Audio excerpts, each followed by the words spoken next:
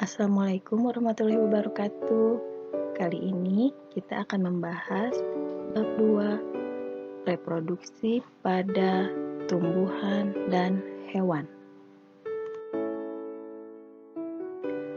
Kompetensi dasar pada bab ini yaitu menganalisis sistem perkembangbiakan pada tumbuhan dan hewan serta penerapan teknologi pada sistem reproduksi tumbuhan dan hewan, serta menyajikan karya hasil perkembangbiakan pada tumbuhan. Setelah pembelajaran kali ini, diharapkan kalian dapat menjelaskan perkembangbiakan aseksual dan seksual pada tumbuhan Angiospermae, mengidentifikasi alat perkembangbiakan seksual pada tumbuhan Angiospermae, mengidentifikasi macam-macam perantara penyerbukan, dan menjelaskan proses penyebaran biji. Baik, pada pertemuan kali ini kita akan mulai membahas reproduksi pada tumbuhan Angiospermae.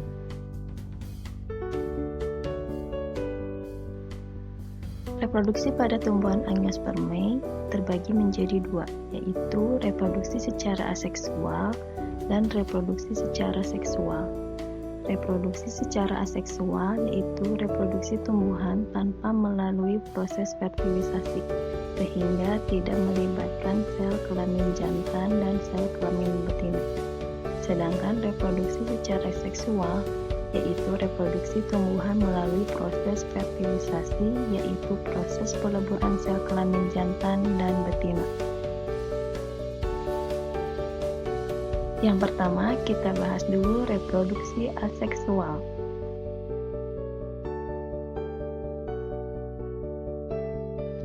Reproduksi aseksual pada tumbuhan Angiospermae terbagi menjadi dua, yaitu reproduksi aseksual alami dan reproduksi aseksual buatan.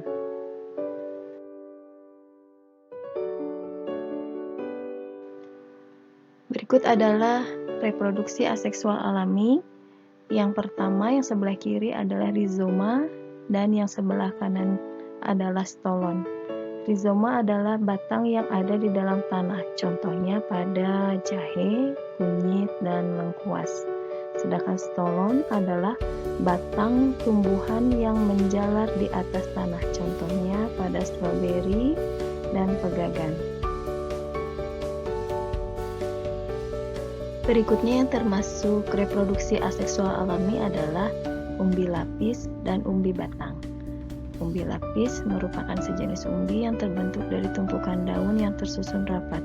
Contohnya adalah bawang merah seperti pada gambar sebelah kiri. Sedangkan umbi batang adalah batang yang tumbuh dan berkembang di dalam tanah, di mana bagian ujungnya akan menggelembung menjadi umbi. Contohnya kentang dan ubi jalar. Ada pada gambar di sebelah kanan.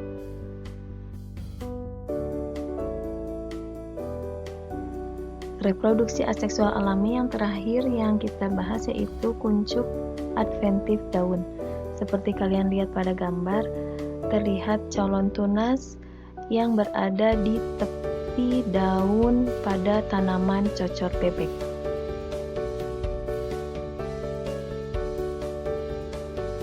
Sekarang kita bahas reproduksi aseksual buatan. Disebut buatan karena di sini ada campur tangan manusia. Dengan bantuan manusia, tumbuhan bisa bereproduksi. Yang termasuk reproduksi aseksual buatan adalah mencangkok dan merunduk. Yang sebelah kiri adalah cara-cara mencangkok tanaman, sedangkan yang sebelah kanan adalah cara merunduk tanaman.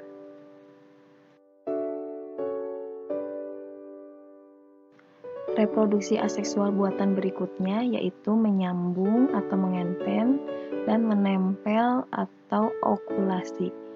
Menyambung cara-caranya terlihat pada gambar di sebelah kiri, sedangkan cara menempel ada pada gambar di sebelah kanan.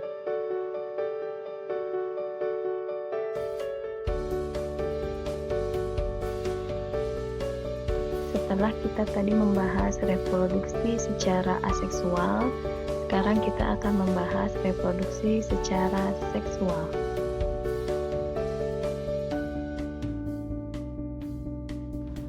Seperti yang telah dijelaskan sebelumnya bahwa reproduksi secara seksual yaitu reproduksi yang melibatkan sel kelamin jantan dan sel kelamin betina.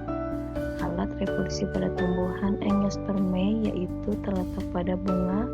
Seperti pada gambar terlihat bunga dan bagian-bagiannya, mulai dari putik, kepala putik, tangkai putik, dasar putik, kemudian benang sari, kepala sari dan tangkai sari, lalu kelopak bunga, mahkota bunga, bakal biji, dan tangkai bunga.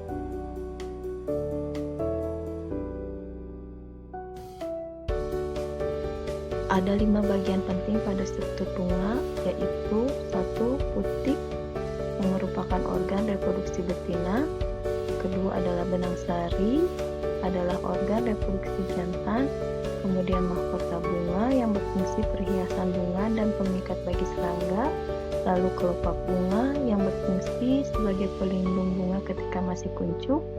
Dan yang terakhir adalah tangkai bunga yang berfungsi sebagai penopang dan penghubung antara ranting dan bunga.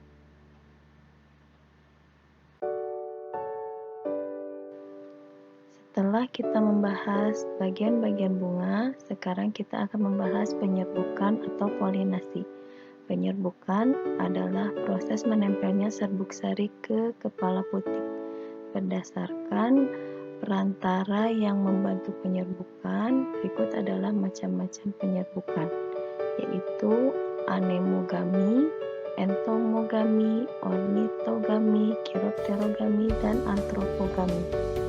Anemogami adalah penyerbukan yang dibantu oleh angin, entomogami dibantu oleh serangga, ornitogami dibantu oleh burung, chiropterogami dibantu oleh kelelawar, dan antropogami yang dibantu oleh manusia.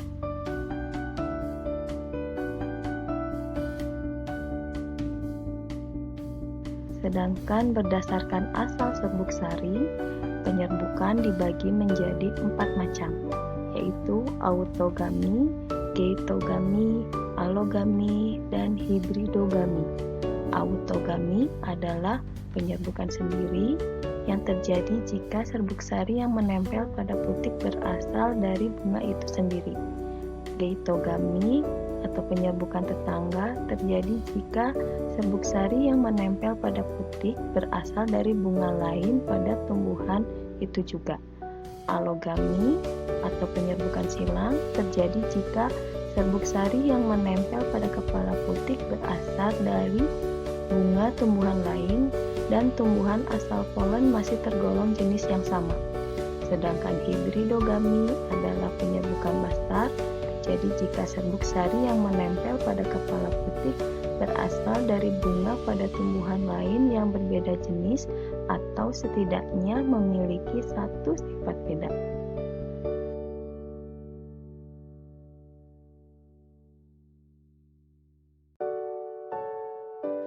Setelah proses penyerbukan, berikutnya adalah proses pembuahan atau fertilisasi. Serbuk sari yang menempel pada kepala putik akan turun ke tangkai putik dan menuju bakal buah, seperti pada gambar pertama. Kemudian, inti sel serbuk sari akan membelah menjadi 2 inti sel generatif seperti pada gambar yang berada di tengah.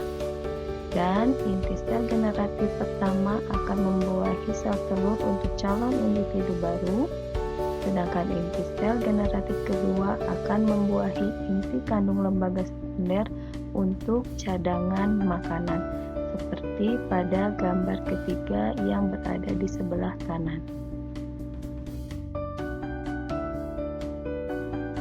Setelah proses pembuahan, bakal biji akan berkembang menjadi biji. Tetapi kita selalu menemukan tempat tumbuh induk selalu berjauhan dengan tempat tumbuh anaknya. Dan disinilah penyebaran biji terjadi. Macam-macam penyebaran biji ada 6 macam, yaitu anemokori, hidrokori, entomokori, chiropterokori, ornitokori, dan antropokori. Anemokori adalah proses penyebaran biji dengan bantuan angin, hidrokori dengan bantuan air, entomokori dengan bantuan serangga, chiropterokori dengan bantuan kelelawar, ornitokori dengan bantuan burung, dan antropokori dengan bantuan manusia. Alhamdulillah, sudah selesai pembahasan kita mengenai reproduksi pada tumbuhan Angiospermae. Kita lanjutkan di pertemuan berikutnya. Assalamualaikum warahmatullahi wabarakatuh. Selamat belajar. Terima kasih.